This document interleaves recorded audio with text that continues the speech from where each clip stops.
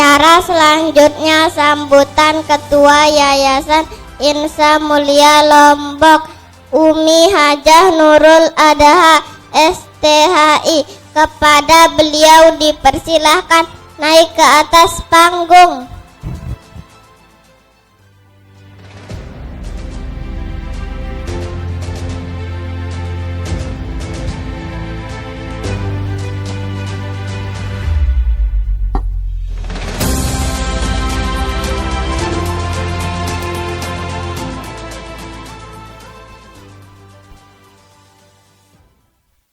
Bismillahirrahmanirrahim. Assalamualaikum warahmatullahi wabarakatuh.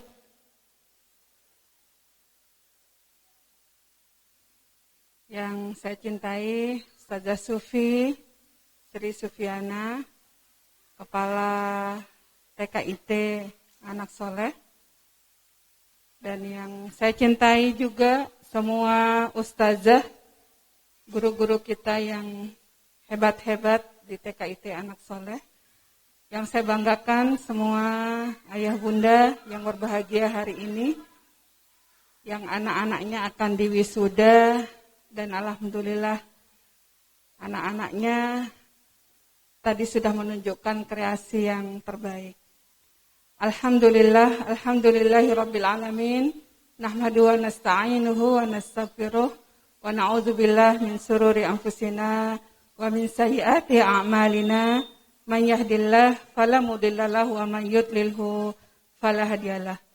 Allahumma shalli wa sallim ala sayyidina Muhammad wa ala alihi wa ashabihi wa man tabi'ahum bi ihsan ila yaumiddin, amma ba'du. Alhamdulillah pagi ini mudah-mudahan Allah limpahkan kita semua rahmat dan juga keberkahan, kesehatan. Nikmat yang paling sangat berharga untuk kita hari-hari ini adalah nikmat sehat. Mudah-mudahan juga Allah memberi kita kemudahan-kemudahan, kekuatan sebagai orang tua untuk menghantarkan anak-anak kita menjadi anak-anak yang soleh, anak-anak yang kuat, dan anak-anak yang akan dibanggakan oleh Rasulullah Sallallahu Alaihi Wasallam. Salawat dan salam kepada Rasulullah Sallallahu Alaihi Wasallam dan juga pada para sahabat, keluarga beliau. Mudah-mudahan juga ayah bunda dengan kita memperhatikan pendidikan anak-anak kita ini, Rasulullah kelak bangga kepada kita dan memberi kita syafaatnya. Amin ya rabbal alamin. Ayah bunda yang saya banggakan, alhamdulillah yang pertama saya ingin sampaikan, mari kita memperbanyak syukur kita. Di tengah pandemi, alhamdulillah sekolah kita berani, walaupun kita sudah minta izin ya. Kalau SDIT secara resmi ada izin yang dikeluarkan oleh dinas untuk membuka tatap muka. Nah untuk PAUD, ada enggak Ustazah Sufi? Ya, untuk tingkat TK dan PAUD, rupanya terlupakan oleh dinas. Ada yang dari UPTD atau Dinas Pendidikan hadir di antara ya bunda? Ya, untuk TK PAUD tidak ada izin, tetapi kepala sekolah kita berani membuka tatap muka. Alhamdulillah. Jadi kita patut memberikan semangat ya, dukungan kepada sekolah kita, kepada kepala sekolah dan juga guru-guru. Dan alhamdulillah bisa diatur dengan sistem yang tetap menerapkan prokes. Dan alhamdulillah di antara anak-anak kita juga sehat semua, tidak ada yang mengalami gejala-gejala yang tidak kita harapkan. Dan mari kita bersyukur Bapak Ibu bahwa di tengah pandemi ini Allah masih memberi kita kesehatan. Kalau informasi di Pulau Jawa bahwa sejak hari kemarin diterapkan PPKM terbatas, PPKM darurat istilahnya ya, PPKM darurat, dan bahkan seluruh kantor-kantor diberlakukan WFH. Dan kita alhamdulillah masih bisa berkumpul Pak. Mohon maaf ada Kapolsek dan yang mewakili Bapak Abdul Hanan, mohon maaf tadi belum saya sampaikan. Alhamdulillah kita masih bisa berkumpul. Dan saya selalu menekankan kepada Ustazah Sufi, kita boleh melakukan pelepasan atau wisuda anak-anak kita dengan prokes yang ketat. Jadi ini harap menjadi kesadaran kita bersama bahwa prokes ini adalah kebutuhan kita untuk saling menjaga. Di Pulau Jawa banyak sekali sahabat kita ya yang terkena COVID dan bahkan Allah mengambilnya dalam kondisi sedang dirawat sebagai pasien COVID.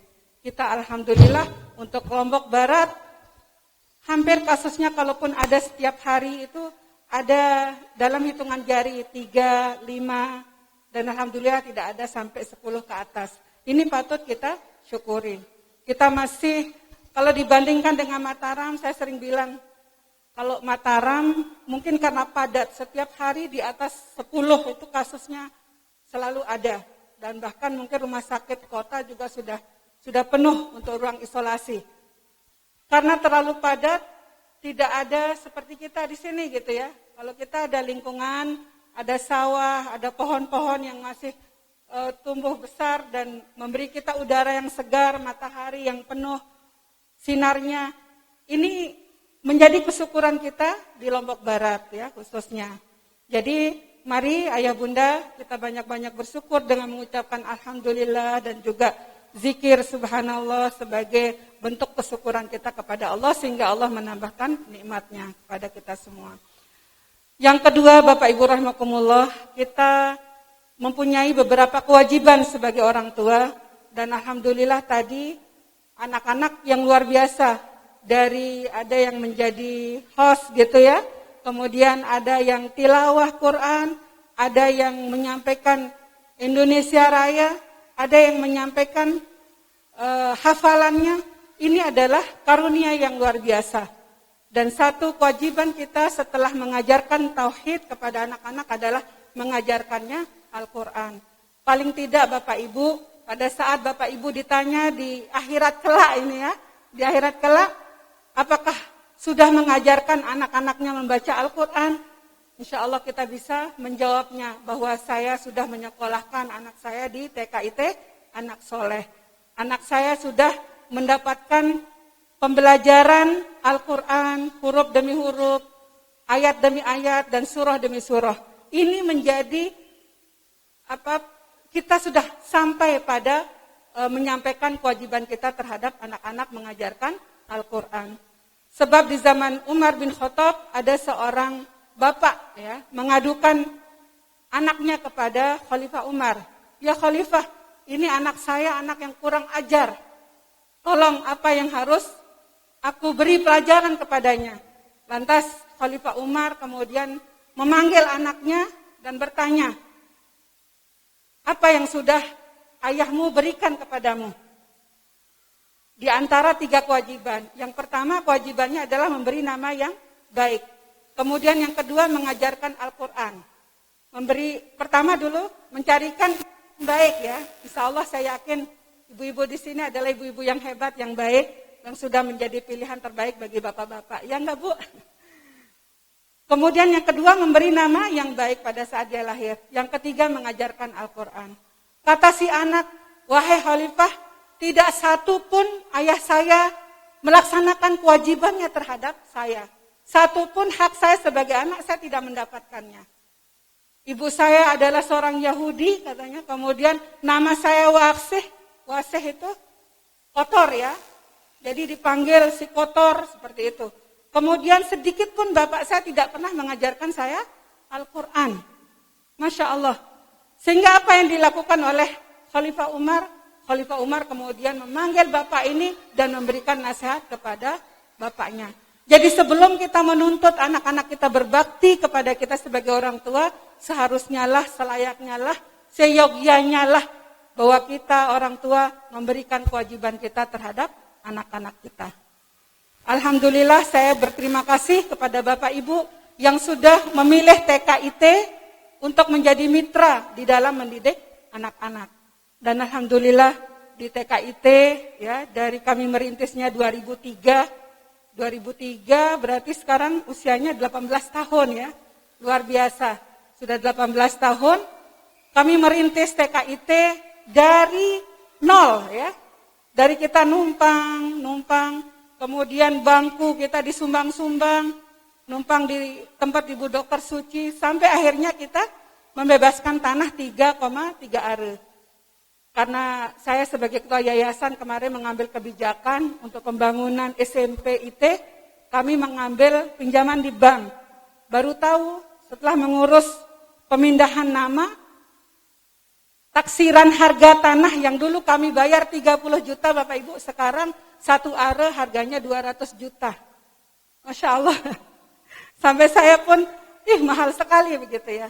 Nah seperti itu kita merintis TKIT, kemudian dari iuran wali murid, ada yang berinfak, ada yang berwakaf dan sebagainya. Dan alhamdulillah kami bisa melunasi tanah 3,3 are dan kami bangun. Kemudian konsep yang kami terapkan adalah konsep kurikulum JSIT. Konsep yang terpadu antara dinas dengan kurikulum JSIT. Dan alhamdulillah saya selalu mengatakan kepada kepala-kepala sekolah termasuk TKIT, SDIT, SMPIT, bahwa dasar atau fondasi yang ingin kita bangun adalah bagaimana mengembangkan karakter anak memulainya dari Al-Quran. Dan alhamdulillah insya Allah saya yakin sekali Bapak Ibu bahwa dengan Al-Quran ini kita akan mendapatkan keberkahan. Dengan mengajarkan Al-Quran kepada anak-anak insya Allah kecerdasannya akan berkembang. Saya melihat ya bahkan ya karena kita di SDIT anak-anak yang melampaui target dari yang kita targetkan misalnya 3 juz, kemudian terlampaui ada yang kemarin kelas 6 sampai 6 juz, 5 juz, 4 juz, berarti terlampaui dari target. Saya melihat bahwa anak-anak ini adalah memang anak-anak yang cerdas. Oleh karenanya walaupun terbata-bata anak kita belajar Al-Quran, kita tetap optimis. Guru-guru tetap semangat, guru-guru kita tetap dengan penuh kasih sayangnya memberikan pendekatan, mengajarkan anak-anak Bapak Ibu itu untuk melafalkan ayat-ayat, melafalkan huruf demi huruf dengan fasihnya. Dan ini insya Allah untuk pengembangan kecerdasan mereka. Kecerdasan spiritual, kecerdasan otaknya, berkembang dan seterusnya, termasuk kecerdasan akhlaknya. Dan alhamdulillah dari masuk, kemudian anak-anak bersalaman dengan guru, kemudian berwudu, dilatih sholat duha, dari sholat duha mereka melafalkan ayat-ayat, dan terus bagaimana mengembangkan kasih sayang kepada sesama, walaupun namanya anak TK kadang-kadang saling jahilin itu biasa, saling jahilin, saling dorong, bahkan ada yang wali murid sampai menyampaikan anak saya sampai berdarah jatuh gitu, tetapi anaknya selalu gembira begitu ya. Kalaupun disuruh tidak masuk sekolah karena merasakan bahagia bersama guru-guru dan teman-temannya di sekolah. Jadi kurikulum ini yang kita kembangkan dalam rangka mengembangkan kecerdasan anak, kecerdasan spiritualnya, kecerdasan fisiknya dan kecerdasan emosional dan juga akhlaknya. Insyaallah. Saya lihat anak-anak di SDIT saja ya. Ada uji publik 1 juz. Kita saja ibu-ibu, saya pernah mengikuti begitu ya, di tes sama ustazah kita, 1 juz, bacakan akhir surah Ad-Duha misalnya. Apa ya gitu. Padahal kita baca setiap subuh kita baca Ad-Duha. Tetapi begitu di soal ditanya, kita buyar semua. Nah ini menunjukkan bahwa anak-anak kita sangat siap dari sisi kecerdasan otak mereka. Dan ini yang kita kembangkan melalui pendidikan Al-Quran. Selamat datang pembina yayasan Ayahanda Tuan Guru Haji Muharrar Mahfuz.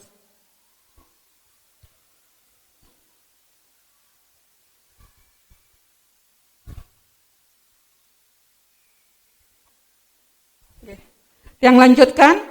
Jadi seperti itu kurikulum yang kita kembangkan di TKIT Anak Soleh ini. Kemudian Bapak Ibu rahimakumullah, anak-anak kita alhamdulillah walaupun tetap mengembangkan kurikulum Al-Quran, tetapi pengembangan kreativitas, mereka bermain, mereka bersenang-senang tetap menjadi warna-warni kehidupan mereka sehari-hari di sekolah. Karena itulah juga salah satu cara mengembangkan motorik mereka. Dan insya Allah mereka akan menjadi anak-anak yang cerdas. Jadi Saya ingin yakinkan kepada Bapak Ibu bahwa pendidikan Al-Quran ini menjadi modal yang sangat utama, yang sangat dasar bagi kita sebagai orang tua. Masalah mereka mau menjadi apa ke depannya, biarkan takdir yang mempertemukan mereka akan menjadi polisi, menjadi dokter, menjadi guru, menjadi politisi, dan seterusnya. Saya punya anak 5. Tadi bahkan saya yang keempat, saya hantar ke bandara untuk pergi menuntut ilmu ke Malang ya. Kita ya namanya orang tua pasti berat. Nah sekarang alhamdulillah kita syukuri saja Bapak Ibu punya anak-anak di TK masih banyak bersama dengan ayah bunda. Pada saatnya mereka kita harus lepas dan disitulah bekal Al-Quran ini menjadi bekal utama bagi anak-anak kita. Saya yang pertama, anak yang pertama menang lomba olimpiade, sangat cerdas. Cita-citanya ingin sekolah di penerbangan begitu ya. Tetapi takdirnya berbeda. Jadi itu yang saya katakan, boleh anak-anak kita bercita-cita menjadi apa saja, tetapi bekal Al-Quran harus menjadi bekal yang utama. Dan takdir Allah yang mempertemukan mereka akan menuju jalan yang mana. Anak saya yang kedua, kalau di bidang matematika, ya masih kalah dengan yang pertama.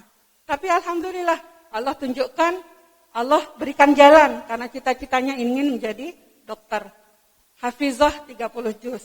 Yang keempat ini yang ketiga masih sekolah SMA, yang keempat baru lulus SDIT, hafalannya 2 juz, tidak memenuhi target. Tetapi saya bangga, dia bisa menyelesaikan 2 juz, karena target sekolah kita lulus dengan 3 juz. Tetapi kita harus berbesar hati, memberi semangat selalu kepada anak-anak kita. Saya kira itu saja, karena pembina yayasan nanti yang akan memberikan tausiah kepada kita semua. Sekali lagi saya ucapkan jazakumullahu khair kepada ayah bunda. Terima kasih banyak bahwa ayah bunda telah mempercayakan pendidikan anaknya kepada TKIT Anak Soleh. Dan terima kasih kepada dedikasinya guru-guru kita, Ustazah Sufi dan semua ustazah yang ada di TKIT yang selalu ikhlas dan selalu tulus, selalu penuh kelembutan dalam membimbing anak-anak kita. Mudah-mudahan anak-anak kita menemukan jiwanya menjadi jiwa anak-anak yang soleh dan solehah dan terus berkembang menjadi anak-anak yang cerdas dan sukses di dunia dan akhirat. Sekian, wassalamualaikum warahmatullahi wabarakatuh.